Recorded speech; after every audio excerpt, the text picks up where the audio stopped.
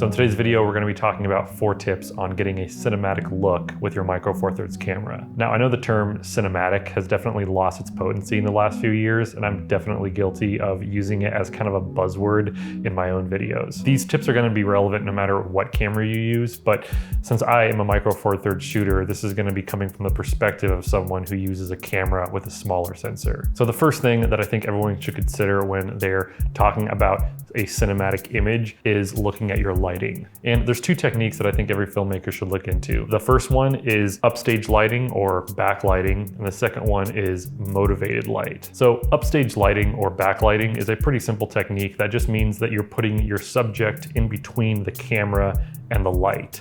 And what that's gonna do is actually create a backlight on your subject so that they pop from the background a little bit more. When you look at this example, this is what a shot would look like if you front lit it, and this is what it would look like if you backlit it, or maybe even side lit it. As you can see, there's a lot more definition between me and the background, whereas in this shot, the entire image just looks a little more flat. Now, as you start to experiment with upstage lighting or backlighting, you'll notice that in a lot of movies, a lot of cinematographers employ this technique on a lot of shots. And the whole idea behind doing it this way is, again, to get your subject to pop from the background and be a little bit more 3-dimensional as opposed to just being really super flat. The second lighting technique that I wanted to talk about is motivated lighting. Now, you'll see in this shot that I have a lamp on in the back of me, and I wanted to motivate the light coming from that lamp. And so I took another light with the same color temperature and I filled in the shadows with that light. And so what it's doing is it's acting as if that light is what's creating the light in the room. Even though if you turn my video light off, you would see that there's no way that that light could actually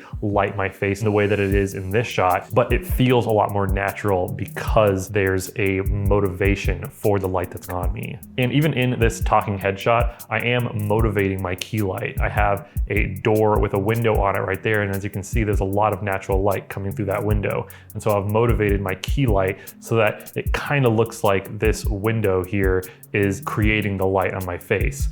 But if you see when I turn my key light off, there's no way that that window could actually light my face in the way that it's doing.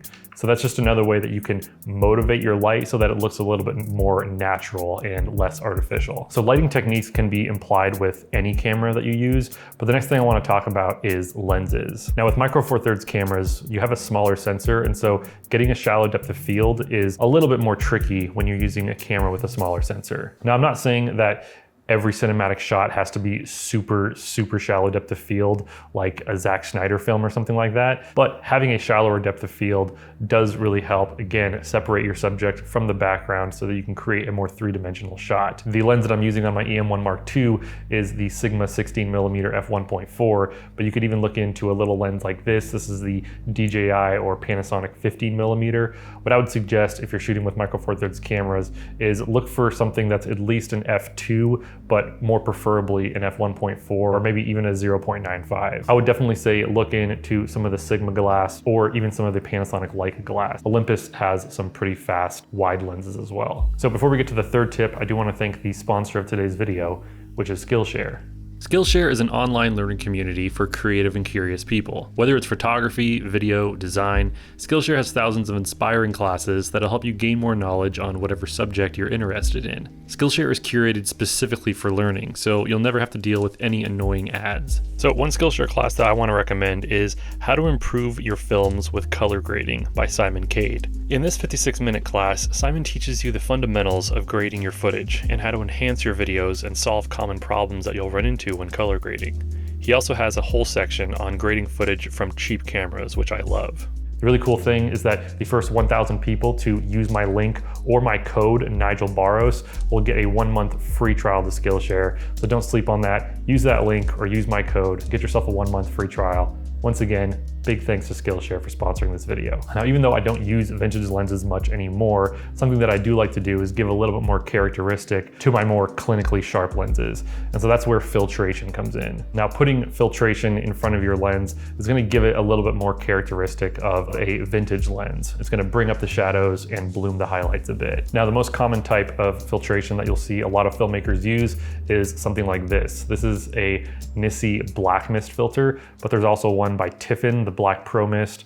there's the Hollywood Blackmagic filters, and there's a bunch of other filters that have come out by K&F Concept, which are a lot cheaper. Now, I do really like these filters. Again, these are going to bring up the shadows and bloom the highlights a bit, but I found that the blooming of the highlights is kind of distracting in the shots that I've been getting. And so what I've actually opted for instead is a Tiff Glimmer Glass filter. And I'm actually using this filter right now. And one of the things that I really like about it is that it brings up the shadows a little bit and softens some of the highlights, but it doesn't bloom the highlights as much as a black Pro Mist will. So if you're shooting with a Micro Four Thirds camera and you want to use native glass that's typically really sharp, Micro Four Thirds glass, even the really cheap glass, is pretty sharp looking glass. But if you want to dirty it up a little bit, soften it, I would say look into some type of diffusion. I really like this Nissi Black Mist filter. I really like the Black Pro Mist by Tiffin, and even the Glimmer Glass by Tiffin is probably my new favorite. So that's tip number 3, is look into filtration for your lenses. So the fourth and final tip is learn how to color grade your footage. Now, obviously that's a lot easier said than done, and some cameras' colors are gonna be a lot easier to work with. Cameras like the new OM1 camera, the GH5, GH6, G9, any of those cameras that shoot in 10-bit color, it's gonna be a lot easier to work with those files.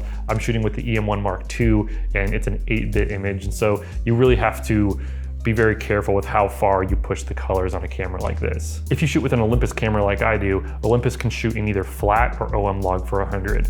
And OM log 400 is pretty tricky to grade. You really have to get your exposure like spot on, because sometimes if you underexpose or overexpose a little bit, the entire image can fall apart. And I actually recently came out with a LUT pack for OM log 400, which are a bunch of looks that I really, really like. So if you want to check that out, I have a little card right here. It'll also be in the description below. And getting a cinematic look with your color grade is really going to be subjective and rely on what look you're trying to go for. I typically try to keep all of my color grades to be grounded in some sense of reality. I don't like to push and pull too much, because again, when you start pushing the colors a lot on these 8-bit cameras, everything just kind of falls apart. So you can push it a little bit with cameras like the EM1 Mark II and even some of the more inexpensive Panasonic cameras that shoot in Cine like D with 8-bit, but you want to be very, very cautious in how you grade your image. So the first thing I do is always make sure that the color of my skin tones is correct, and then I like to take the saturation out of the shadows so that the blacks are truly black. And lastly, I like to bring my blacks up a little bit so that they're not actually clipped, and this just gives me a little bit more of a filmic look. But again, those are just my techniques, and it really does depend on what the shot actually looks like. Anyways, those are my 4 tips on how to get more cinematic images with your Micro Four Thirds camera. If you enjoyed this video, it'd be really cool if you hit the like button. If you'd like to see some more of my videos, you can click on either side of my face. Thank you so much for stopping by, and I'll catch you all next time. Later.